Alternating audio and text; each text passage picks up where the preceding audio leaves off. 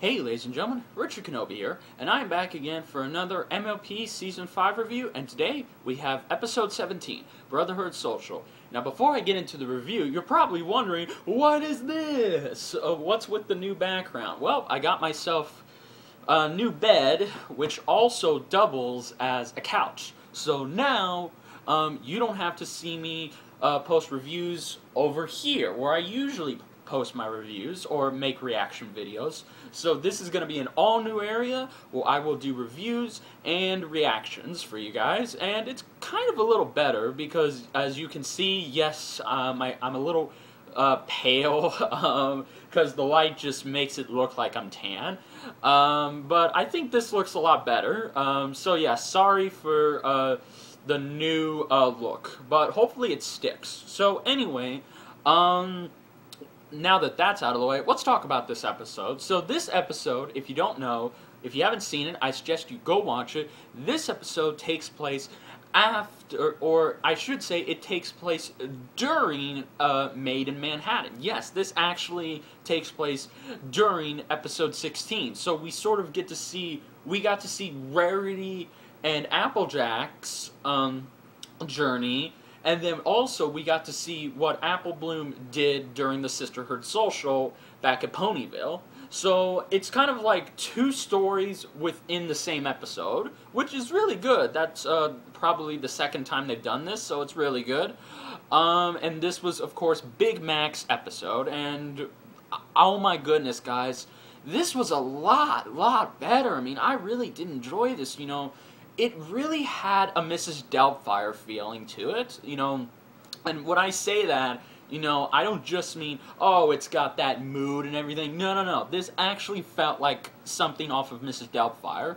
Now, of course, you know, what you're going to notice is, and here's the story, pretty much we get to see, before Applejack goes to Twilight's castle with Rarity, she's actually practicing with Apple Bloom for the Sisterhood Social, and we also get to see Granny Smith and Big Mac go through some old stuff to find the blue ribbon that Granny Smith won with her sister.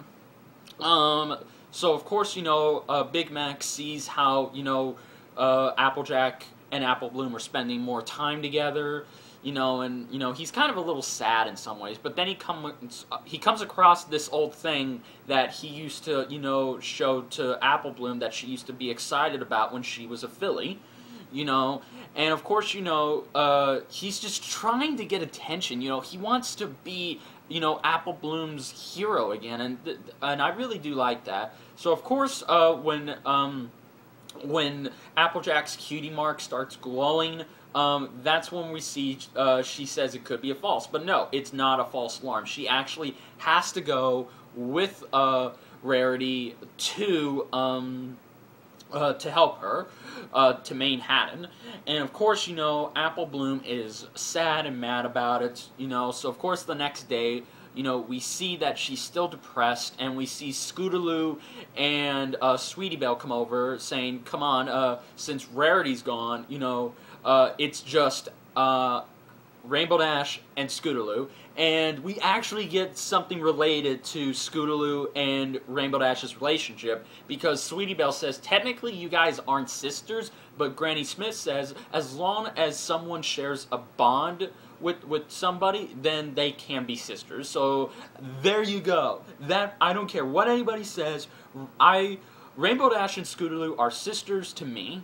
You know, and I would love to see an episode where they finally do become sisters, you know, because I'm still waiting for that, but whatever. So, of course, you know, Big Mac, you know, is thinking about it, and he comes up with an idea, and Apple Bloom wants to hear it. So then we go to the festival, and we see, you know, Rainbow Dash, Scootaloo, and Sweetie Belle are going to sign in, and then we see Apple Bloom show up, and then, you know, she says, you know, I'm going to be competing, and they're all saying, oh, so Applejack is back, and she says, no, not exactly, and we see, you know, Big Mac dressed up as her cousin, Archer Bloom, and honestly, when I saw this, I didn't know what to think. I was laughing, I was just going crazy, but, and honestly, it's hard to believe that, because, now, I know what you're thinking, oh, they're not gonna be able to see through this disguise and whatnot, but, no, because Sweetie Belle and Scootaloo are able to tell it's Big Mac in a dress, so he does this dubbing with his voice because he actually, pulls a Mrs. Doubtfire. He uses a British accent, and that's really good. So, of course, we get to see, them compete because they're in. So, of course, we see them go through these different events, and, even Rainbow Dash knows it's Big Mac, but she says, don't expect us to go easy on you. So, of course, we see them compete in many events. They sing a song that it took Applejack years to get right, but Big Mac is able to get it right off the bat. We see them go through other events, which don't go so well. And then finally, we get to see them in a race, and it's here that I think, Big Mac goes a little crazy. He starts smashing his way through most of the obstacles, trying to get it done, and, right when they're about to finish, right when it looks like Rainbow Dash and Scootaloo are about to win, they win. But his disguise comes undone, and everybody figures out it's him. But the judges said they knew it was him, but, they let him compete to see, because of how much it meant to Apple Bloom. But since they destroyed the courses, they're disqualified. So Rainbow Dash and Scootaloo win. So it ends on this moment where, Big Mac is looking at the sun on a tree, and, Apple Bloom is worried about him. She says she's not mad at him. She's just, and it's not like they got disqualified or banned from the social forever because she'll still be able to compete in the next one. But, it's finally that Big Mac tells her how much, he was a hero to her and, he was important to her. But nowadays, things have changed, it's mainly, Applejack who's the hero of the Apple family, and he said, if he could have just won that blue ribbon for her, then maybe she would have, accepted him as her hero again for a day, And then, of course, it ends on this sweet, sweet moment, and I gotta tell you, I came this close to crying.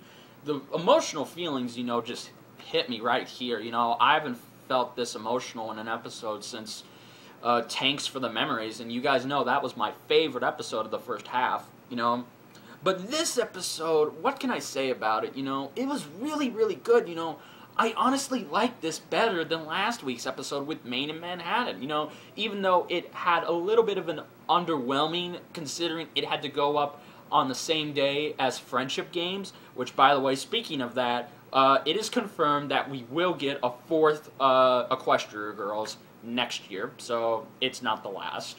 So anyway, back to this, but this episode, hands down, it was really a lot better. I liked the direction it went. I liked that it took place within the same story, within the same episode, which was really, really good. And overall, I just loved Big Mac. This was the first time I think Big Mac has had his own solo. Well, no, technically it's the second time, or third. Yeah, second time he's had his own solo episode. But this one was an emotional one, and I really can relate to this character, and I really did like it, There were just so many great things I loved about it, and honestly, this is probably my favorite episode of the second half of the season. But the other one is still Rarity Investigates, But, yeah, guys, overall, I would give this episode a solid 9 out of 10, Easily it deserved it, I loved it, so much. The way it just grabbed me, But anyway, guys, so, yeah, that was my review of episode 17, and please, let me know. If you like this review, then please like, comment, and subscribe. It really helps me out. But until then, fellow bronies and Pega sisters, this is Richard Kenobi saying, may the Force be with you. Later, guys.